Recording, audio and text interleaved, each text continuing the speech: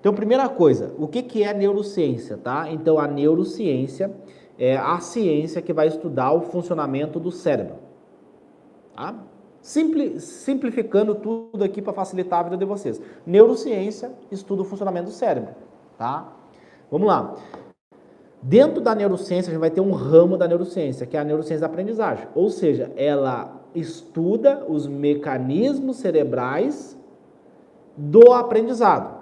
Então, os neurocientistas, que são aquelas pessoas que passam a vida inteira deles dentro de um laboratório pesquisando como é que o cérebro humano aprende. Desde lá da época das cavernas, né? Como é que o ser humano foi aprendendo? Porque se tu pegar hoje, por exemplo, para subir um prédio, você tem a engenharia, você tem os livros de engenharia, você tem os softwares, você tem toda aquelas ferramentas para você construir.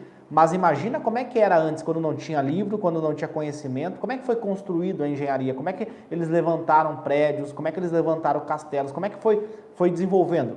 Uma pessoa tinha um problema, que era construir uma casa, né? Não existia casa, então morava nas cavernas e eles queriam desenvolver uma casa, criar um abrigo ali, né? E aí foi desenvolvendo esse conhecimento. Depois veio a matemática, veio a questão dos ângulos, veio a geometria, veio a física, foi vindo a ciência, as ciências foram nascendo. Então imagina que o cérebro humano, ele desenvolveu essas habilidades, né? A gente, ao longo dos anos, né, dos milhares de anos, a gente foi desenvolvendo essa habilidade de aprendizagem. Para quê? Para adquirir conhecimento, né? Adquirir esse conhecimento através da aprendizagem, guardar esse conhecimento, recuperar ele para mim poder contar para outra pessoa depois e passar esse conhecimento de geração em geração.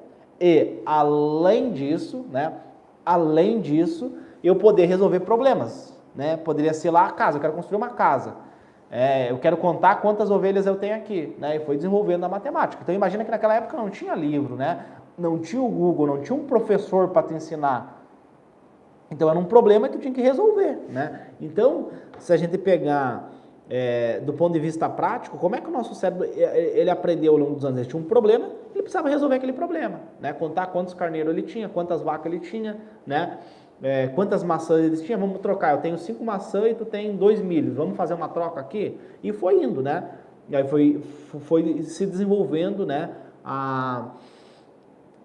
O conhecimento, a aprendizagem, tá? Então, por exemplo, neurociência, então, é quando eu quero saber, né? Então, qual que é o veículo para mim aprender, né? Será que é ver videoaula? Será que é praticar? Será que é fazer mapas mentais, né? Então, por exemplo, tem esse artigo aqui científico que ele tentou responder essa dúvida aqui, né? Então, ele pegou, fez um estudo de neuroimagem no cérebro, né? Então, eles fizeram um estudo de neuroimagem e buscaram entender qual que é a melhor técnica de aprendizagem, como é que o cérebro aprende mais, né? Então, a gente pega um grupo de pessoas, divide esse grupo de pessoas, um vê videoaula, o outro pratica, o outro faz questões, o outro faz prova, e compara deles qual que passa em medicina, por exemplo, né? E a gente vai vendo, do ponto de vista científico, o que funciona e o que não funciona, tá? Por exemplo, vamos pegar o modelo educacional do Brasil, tá? Só para dar um exemplo aqui. Cientificamente falando, você vê videoaula, a tua taxa de retenção é 5%. Então, você reteve, você guardou aquele conhecimento da videoaula só 5%. O resto foi fora, né? E assim, não é o que eu estou falando, é científico isso. Então, imagina aquele cara que quer passar em medicina, fica 3 anos fazendo cursinho. O cara entra no cursinho 8 horas da manhã e sai às 6 da tarde. Então, imagina que a taxa de retenção desse indivíduo é muito baixa, né? E assim, não é o que eu estou falando, é neurociência, né? Comparou o grupo A com o grupo B.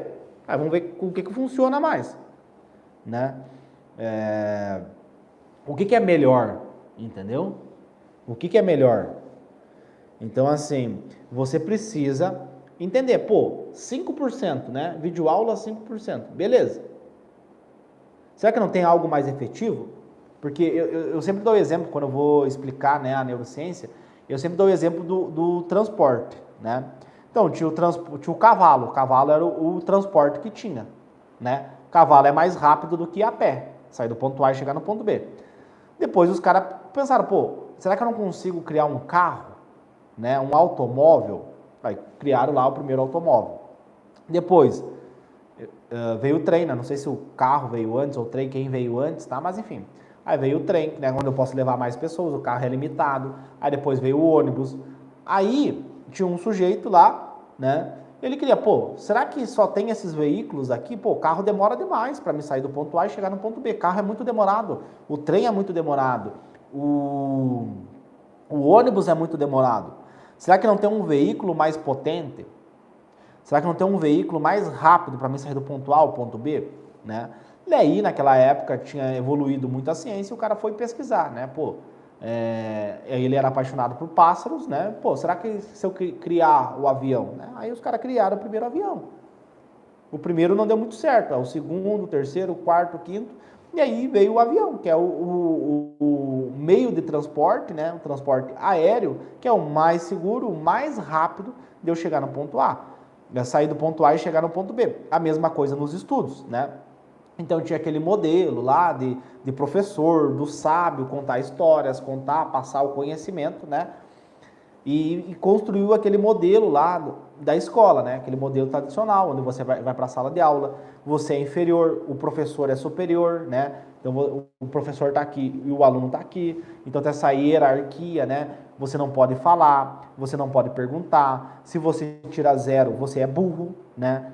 Quem tira 10 é bom, então tu vai meio que rotulando a criança, né? E aí tu vai instalando aplicativos mentais na cabeça da criança, a criança vai se desgastando, a criança vai desacreditando nela, vai achando que estudar não é para ela, e aí por isso que o cara acaba lá empacotando sacolas no supermercado, acaba lá entregando jornal, que nem não foi o meu caso, né? Eu achava que eu era inferior, eu tinha um complexo de inferioridade porque eu ia mal na escola. Olha que louco isso, né? E como você tem essa dopamina social, né? Você quer estar inserido num grupo, é prazeroso você ter amigos, né? As pessoas gostarem de você. Então meio que tu vai se atrofiando. Pô, sou incapaz, sou inseguro, né? Eu já escutei isso de alunos meus que foram aprovados em medicina, que eles tinham esse mesmo sentimento que eu, né? Então, a neurociência, ela questionou muito esse modelo de estudo, né? Pô, será que tá certo isso? Será que isso estimula o cérebro, né? Se a gente fizer um estudo de neuroimagem, será que isso é benéfico? Será que não? Entendeu? E aí foi desenvolvendo a neurociência da aprendizagem, né? Então, ela foi evoluindo, o americano, ele aplicou muito rápido isso, né? No Brasil, a gente vê que a escola é igual, né? O modelo educacional é igual lá do século passado, não mudou nada. E a gente vê, por exemplo, as grandes universidades nos Estados Unidos, elas usam um modelo de educação totalmente diferente do nosso. Às vezes o pessoal associa muito isso a dinheiro, né? Ah, porque eles têm dinheiro. Não, mas tá aí o conhecimento, né? Esse conhecimento é fácil acesso hoje, o conhecimento científico, ele tem, a gente consegue ter mais acesso a ele, né? E foi isso que eu fiz. Então, como eu sabia inglês, eu fui pesquisar o que os melhores do mundo fazem, como que eles estudam, como é que eles aplicam, né, para aprender. Tem, por exemplo, nos Estados Unidos é o MCAT, que é a prova lá para tu entrar no medical school, né? Entrar na escola de medicina lá. Lá é um pouquinho diferente. E tipo assim, eu fui ver quem que é aprovado lá, o que que os caras fazem. Qual que é a estratégia deles? Eu vi que tava tudo errado o que eu fazia no Brasil, né? E aí a neurociência, ela me abriu, ela mostrou para mim o que que eu tinha que fazer, como que eu tinha que fazer, o que que eu estava fazendo errado, né? Então, por exemplo, entender o papel das emoções, né? Então a neurociência vai estudar o papel das emoções no processo de aprendizagem, no processo de memorização. Aí tu começa a entender que se você desregula as tuas emoções, você não aprende, você não memoriza. Logo, a minha prioridade não é física, não é matemática, a minha prioridade é as minhas emoções. Se eu tiver as emoções reguladas, eu vou ter saúde mental, né? Saúde mental é você ter a plenitude das tuas funções cognitivas, ou seja, atenção, foco, memória, tomada de decisão, raciocínio lógico. Tudo isso são funções executivas que o nosso córtex pré-frontal faz, que é uma estrutura extremamente sofisticada. E aí, o que acontece? Quando você começa a entender a neurociência, que nem, por exemplo, um paciente que tem uma doença, né? Como é que tu trata a doença do paciente? Você vai para a ciência, você pergunta para a ciência, você vê o que funciona, qual que é o fármaco que funciona para resolver o problema daquele paciente. Né? Não é assim que funciona a ciência? Então, eu vou ver qual que é o medicamento que vai resolver o problema do meu paciente. Beleza. Aí tu vai ver lá qual que é o artigo. Tem um artigo científico comparando o medicamento A, o medicamento B e o medicamento C. Aí eu vou comparar eles, fazer um estudo duplo cego. Aí eu vou ver qual que é o medicamento que funciona mais, né? E aí eu vou ver o artigo, eu vou prescrever para aquele meu paciente qual que é o medicamento que mais funciona para ele. É a mesma coisa nos estudos, eu vou prescrever para o meu aluno qual que é a melhor técnica de aprendizagem, o que ele tem que fazer na rotina de estudo dele, né? Como que ele cria uma estratégia de estudo interessante. E aí é louco isso, por quê? Porque aquela pessoa que era considerado burro na escola começa a passar em medicina em 60 dias. O vestibular mais concorrido começa a passar em medicina com meses de estudos, né, com ciclos de 60 dias em menos de um ano. Aí aquele aluno que era considerado burro na escola, hoje ele está na medicina, que foi o meu caso. Hoje eu estou no 4º ano de medicina, faço medicina de graça.